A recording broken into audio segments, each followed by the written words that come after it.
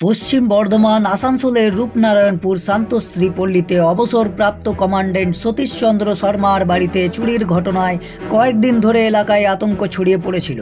21শে জুলাই পরিবার অমরনাথ ভ্রমণে থাকাকালীন চোরেরা তালা ভেঙে বাড়ি থেকে প্রায় 10 ভরি সোনার গয়না ও 1,80,000 টাকা লুট করে নিয়ে যায়। 27শে জুলাই ফিরে এসে ভাঙা তালা ও এলোমেলো ঘর দেখে হতবাক হয়ে যান পরিবারের সদস্যরা। খবর পেয়ে সালানপুর থানা ও রূপনারায়ণপুর ফাঁড়ির পুলিশ তদন্ত শুরু করে। গোপন সূত্র ও সিসিটিভি ফুটেজ বিশ্লেষণ করে পুলিশ শনাক্ত করে দুই অভিযুক্তকে, বিক্কি বাউরি ও রবিন বাউরি, যারা রূপনারায়ণপুর ও চিত্তরঞ্জনের বাসিন্দা। বিক্কি পুলিশের কাছে স্বীকার করেছে তারা এলাকায় একাধিক বাড়িতে চুরির সাথে জড়িত।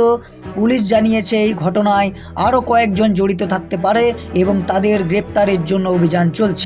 আজ 8ই আগস্ট ধৃতদের আসানসোল আদালতে তোলা হয় এবং 10 দিনের পুলিশি হেফাজতের আবেদন জানানো হয়েছে।